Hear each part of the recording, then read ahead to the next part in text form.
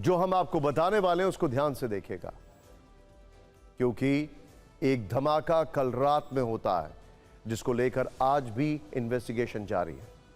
Primarily लग रहा है कि एक एक्सीडेंट था, लेकिन इसके पीछे क्या कुछ है समझते हैं। अमोनियम नाइट्रेट से होने वाला ब्लास्ट आप देख चुके हैं और यह सुरक्षा की फिक्र बढ़ा रहा है। दिल्ली के बाद नया और दिल दहला देने वाला धमाका श्रीनगर के बाहरी इलाके नौगाम में हुआ है, जिसमें सुरक्षा बलों को काफी नुकसान पहुंचा है। सबसे पहले आपको इस धमाके से जुड़े कुछ हैरान करने वाले वीडियोस दिखाते हैं, जिन्होंने एक नई चिंता बढ़ा दी है। नौगाम में धमाके का यह वो पहला वायरल सीसीटीवी फुटेज है जिसकी चर्चा सबसे ज्यादा हो रही है। रात में 11:22 हुए थे। बहुत दूर एक भीषण धमाका होता है, आवाज इतनी जबरदस्त कि यहां के जानवर भी दहशत के मारे भागने लगते हैं। अब इसी धमाके का दूसरा एंगल, एक और सीसीटीवी फुटेज है। ये देखिए विजुअल, फ्लैश एकदम देखिए जरा। नौगाम में जब यह धमाका हुआ तो इस घर की बंद खिड़कियां भी तेज झटकों के साथ खुल गईं। ऐसा लगा मानो श्रीनगर में कोई उच्च तीव्रता का भूकंप आया। नौगाम में यह ब्लास्ट एक थाने के अंदर हुआ। धमाके के कारण थाने में खड़ी कई गाड़ियों में आग लग गई। फायर ब्रिगेड की टीम मौके पर पहुंची, आग को बुझाया जाने लगा। अंदर मौजूद पुलिसकर्मियों को बचाने के लिए तुरंत रेस्क्यू ऑपरेशन शुरू हुआ। इलाके को भी सील कर दिया गया है। नौगाम में रात को हुए धमाके के बाद थाने से सुबह की तस्वीरें भी सामने आई हैं। सिर्फ तबाही दिखाई दे रही है। थाने में पार्किंग एरिया में खड़े पुलिस के वाहन, ये देखिए, एक दो नहीं, कई सारे वाहन क्षतिग्रस्त हैं। टिन शेड जो है वो उड़ गया है। ईंटों के मलबों को देखकर यह समझ में आया कि धमाके से थाने की कोई दीवार या फिर छत जो है वो शायद महफूज नहीं बची है। नौगाम धमाके की इंटेंसिटी को आप इस तरीके से अंदाजा लगा सकते हैं। थाने के आसपास के घरों का क्या हाल हुआ होगा वो इस वीडियो में नजर आ रहा है। कई घरों की खिड़कियों के शीशे टूट गए, दरारें आ गई, नुकसान इतना ज्यादा, ये देखिए जरा। दिल्ली ब्लास्ट में 13 लोगों की मौत हुई तो नौगाम धमाके में 8 पुलिस वालों समेत 9 लोगों की मौत हो गई है। 32 लोग सीवियरली इंजर्ड हैं, जिनका आर्मी बेस और शेर कश्मीर आयुर्विज्ञान संस्थान में समय इलाज चल रहा है। जम्मू कश्मीर के डीजीपी नलिन प्रभात ने बताया है कि मृतकों में एक इंस्पेक्टर, फॉरेंसिक टीम के 3 सदस्य, क्राइम ब्रांच के 2 फोटोग्राफर, 2 राजस्व अधिकारी और एक दर्जी जो है वो शामिल है। इन सभी मृतकों को आज जम्मू कश्मीर के उपराज्यपाल मनोज सिन्हा ने अंतिम श्रद्धांजलि दी है। दुख जताते हुए पीड़ित परिवारों के प्रति संवेदना जताई। यानी 4 दिन में 2 ब्लास्ट, पूरा देश सहम गया है। दिल्ली में तो आतंकी हमला हुआ था, लेकिन आपके मन में प्रश्न होगा कि नौगाम में धमाका कैसे हुआ? क्या यहां भी कोई आतंकी हमला हुआ? क्या नौगाम धमाके का दिल्ली में ब्लास्ट करने वाले आतंकियों से कोई कनेक्शन है? आपको बता दें कि यहां भी अमोनियम नाइट्रेट से धमाका हुआ। यह 360 किलो अमोनियम नाइट्रेट फरीदाबाद से गिरफ्तार डॉक्टर मुज्जमिल के ठिकाने से बरामद हुआ था, जिसे जांच के लिए नौगाम लाया गया था, क्योंकि इस सिलसिले में नौगाम में अक्टूबर के महीने में पहली एफआईआर दर्ज हुई थी। कल रात नौगाम के थाने में रखे इसी अमोनियम नाइट्रेट का जब फॉरेंसिक टीम सैंपल ले रही थी, तभी जबरदस्त धमाका होता है। इसकी गूंज कई किलोमीटर दूर तक सुनाई दी और पूरे पुलिस स्टेशन परिसर में आग लग गई। यही बात रात में हुए इस धमाके के बाद आज सुबह गृह मंत्रालय के जम्मू कश्मीर संभाग के संयुक्त सचिव प्रशांत लोखंडे और जम्मू कश्मीर के डीजीपी ने भी देश को बताई है। दोनों ने कहा कि नौगाम धमाके पर किसी भी तरह की अटकलें नहीं लगाई जानी चाहिए। नौगाम में कोई आतंकी हमला नहीं हुआ है। नौगाम में मानवीय भूल से बड़ा हादसा हुआ है। हालांकि अभी यह स्पष्ट नहीं है कि क्या पुलिस स्टेशन में पूरा 360 किलो अमोनियम नाइट्रेट रखा था या फिर सैंपल लेने के लिए इसका कुछ हिस्सा यहां पर लाया गया था। लेकिन जम्मू कश्मीर के उपराज्यपाल ने पूरे मामले की जांच के आदेश दे दिए हैं। दिल्ली तक रिपोर्ट भेजी जाएगी। सुनते हैं एक बार गृह मंत्रालय के अधिकारी और जम्मू कश्मीर के डीजीपी का क्या कहना।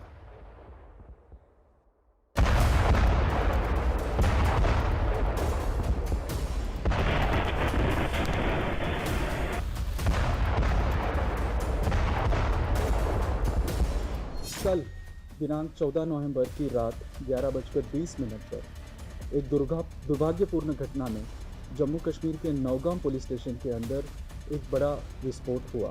इस दुर्भाग्यपूर्ण घटना में 9 लोगों की मृत्यु हो गई और 27 पुलिसकर्मी, 2 राजस्व अधिकारी और 3 नागरिक घायल हुए। इस घटना के कारण कि कोई अन्य अटकलें अनावश्यक है। A huge quantity of explosive substances, chemicals and reagents were also recovered from Faridabad on 9th and 10th of November 25. This recovery, like the rest of the recoveries which we have done, was transported and kept securely in the open area of police station Nowgam.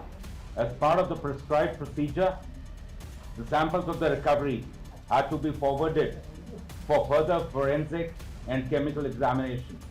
However, unfortunately, during this course, last night around 11:20 p.m., an accidental explosion has taken place.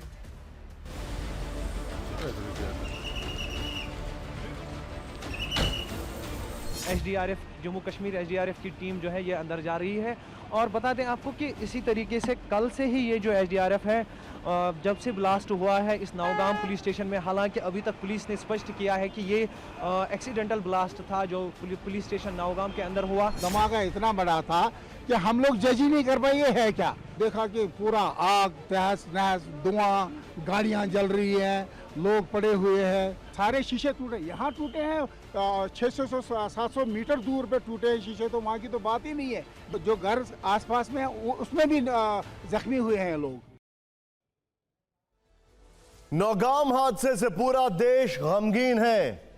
ऐसा इसलिए क्योंकि दिल्ली धमाके के जख्म अभी ताजा ही है कि अब नौगाम दहल उठा है, जिस वजह से अब इस मामले पर सियासी शोले भी भड़क रहे हैं। पॉलिटिकल अपॉर्चुनिज्म किसी भी चीज में मिल जाए। दिल्ली से लेकर जम्मू कश्मीर तक केंद्र सरकार पर सवालों की फायरिंग हो रही है। नेशनल कॉन्फ्रेंस के अध्यक्ष फारूक अब्दुल्ला ने सवाल उठाए हैं कि सैंपल कलेक्शन से पहले विस्फोटक एक्सपर्ट से बात की जानी चाहिए थी। लोकसभा में नेता विपक्ष राहुल गांधी ने इस हादसे को पीड़ादायक और चिंताजनक बताया। कांग्रेस अध्यक्ष मल्लिकार्जुन खड़गे ने इस घटना के बाद आतंकवाद पर बढ़ते खतरे पर चर्चा के लिए सर्वदलीय बैठक बुलाने की मांग करती है। आम आदमी पार्टी के संयोजक अरविंद केजरीवाल ने सवाल उठाए हैं कि देश की सुरक्षा के साथ इतना बड़ा खिलवाड़ कैसे और क्यों होने दिया जा रहा है। देश जवाब चाहता है।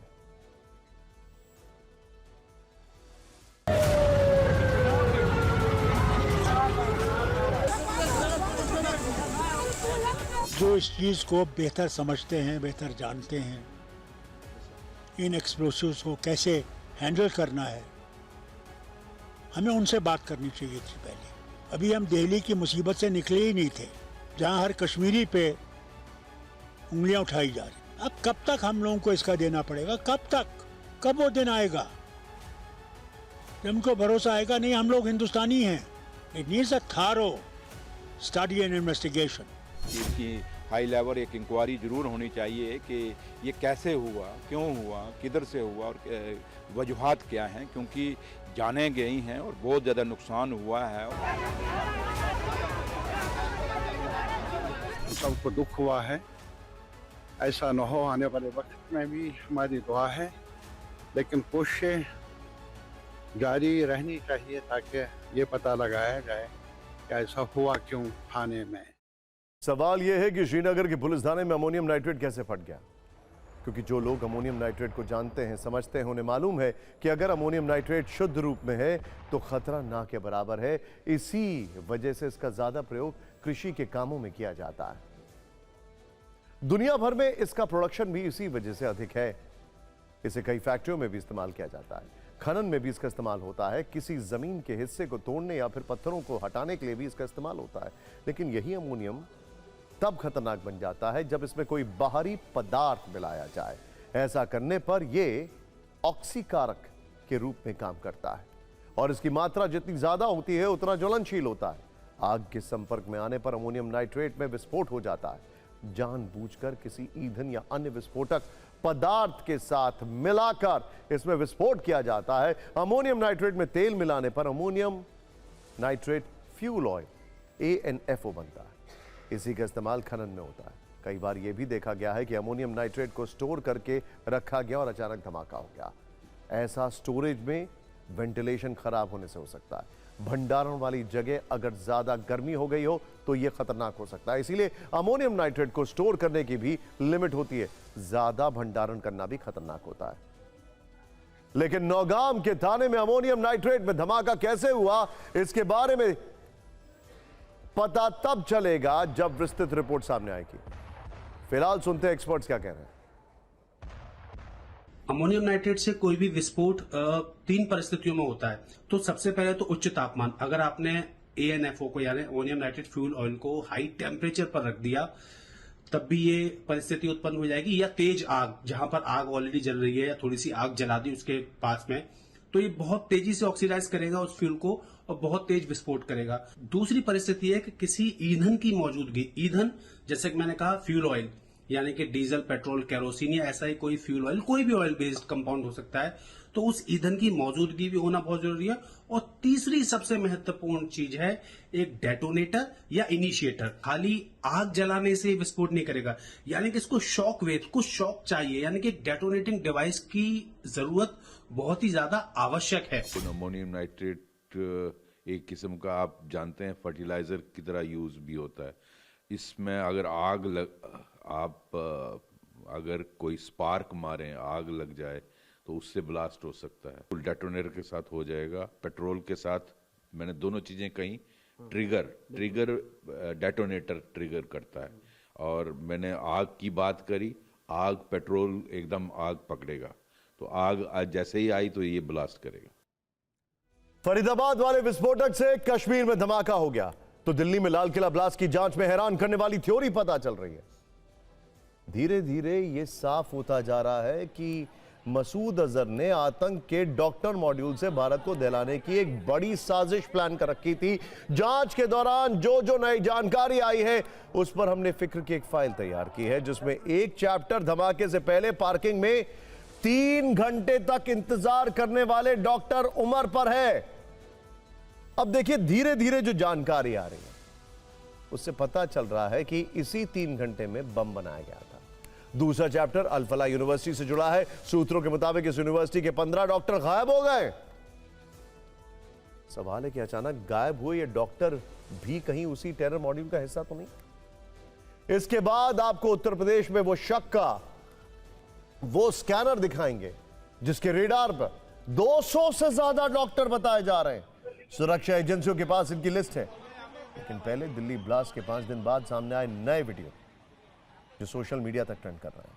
यह सीसीटीवी वीडियो लाल किले के पास अंडरग्राउंड मेट्रो स्टेशन का है, जिसमें साफ दिख रहा है कि यह धमाका कितना जबरदस्त था। धमाके का असर जमीन के 40 फीट नीचे तक हुआ, लेकिन इसकी जांच का सबसे ज्यादा असर अल फलाह यूनिवर्सिटी पर हो रहा है, क्योंकि इस यूनिवर्सिटी के 3 डॉक्टरों उमर, मुज्जमिल और शाहीन का नाम सीधा सीधा इस ब्लास्ट, दिल्ली ब्लास्ट से जुड़ा है। डॉक्टर मुज्जमिल की गिरफ्तारी के बाद ही विस्फोटक बरामद हुआ था। जांच के दौरान एजेंसियों ने मुज्जमिल के कॉल डिटेल्स की जांच की। इससे जांच एजेंसियों को यह पता चला है कि अल फलाह यूनिवर्सिटी के कई डॉक्टर्स ऐसे थे जो मुज्जमिल के लगातार संपर्क में थे। अब सूत्रों के हवाले से खबर है कि जब इन डॉक्टरों से संपर्क करने की कोशिश की गई तो उनका फोन स्विच ऑफ है। इसके बाद जब उन डॉक्टरों से पूछताछ के लिए एक टीम अल फलाह यूनिवर्सिटी पहुंची तो वहां से 15 डॉक्टर गायब हैं। ऐसे में जांच एजेंसियों को शक है कि इस यूनिवर्सिटी से जुड़े और भी डॉक्टर जैश के नेटवर्क का हिस्सा हो सकते हैं। सिर्फ अल फलाह यूनिवर्सिटी नहीं, देश के अलग अलग राज्यों में कई डॉक्टर से पूछताछ हो रही है। बताया जा रहा है कि उत्तर प्रदेश में भी करीब 200 डॉक्टर्स जांच एजेंसियों के स्कैनर पर हैं। इनमें से ज्यादातर कश्मीर मूल के हैं। सूत्रों के अनुसार ये डॉक्टर और मेडिकल स्टूडेंट डॉक्टर शाहीन और डॉक्टर उमर मोहम्मद के संपर्क में रहे हैं। पता चला है कि डॉक्टर शाहीन यूपी में काम करने वाले 30 से 40 डॉक्टर्स के संपर्क में थी। सुरक्षा एजेंसियों ने ऐसे डॉक्टर्स की एक लिस्ट तैयार की है। अब एक एक कर सबसे पूछताछ की जा रही है। मामले के तार कश्मीर, उत्तर प्रदेश और हरियाणा के साथ साथ विदेशों से भी जुड़े हैं। पूछताछ के लिए यूपी एटीएस की एक टीम दिल्ली में है तो दूसरी टीम श्रीनगर जाने की तैयारी में है।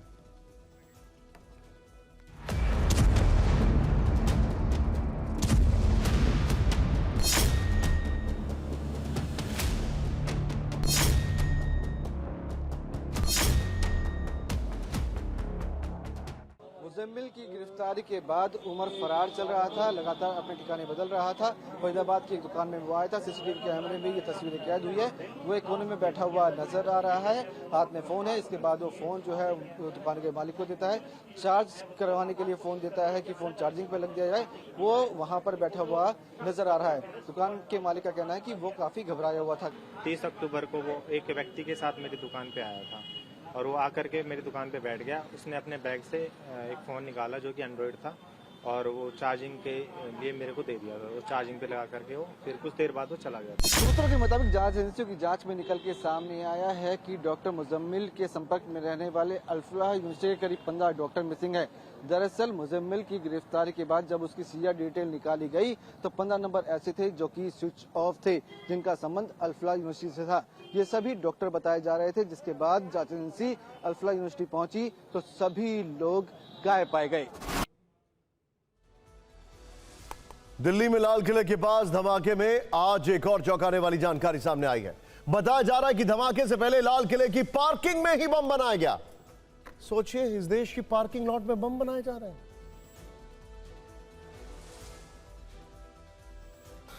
और बम बनाने में डॉक्टर उमर मोहम्मद एक्सपर्ट था। ऐसा शक है कि उसने लाल किले की पार्किंग में ही बम बनाया। धमाके से पहले डॉक्टर उमर 3 घंटे तक पार्किंग में अपनी गाड़ी में ही बैठा हुआ था। सूत्र बताते हैं कि धमाके के लिए 2 किलो अमोनियम नाइट्रेट का इस्तेमाल हुआ है। साथ ही पेट्रोलियम ऑयल और डेटोनेटिंग मटेरियल का भी इस्तेमाल किया गया है। सुरक्षा एजेंसियों को इस पूरे आतंकी नेटवर्क की और अहम कड़ी का पता चला है। एजेंसियों को अब कश्मीर के काजी कुंड के रहने वाले डॉक्टर मुजफ्फर की तलाश है। डॉक्टर मुजफ्फर सहारनपुर से गिरफ्तार डॉक्टर आदिल का बड़ा भाई है। कहा जा रहा है कि वो अगस्त में भारत छोड़कर दुबई चला गया। अब उसके खिलाफ रेड कॉर्नर नोटिस जारी किया गया है।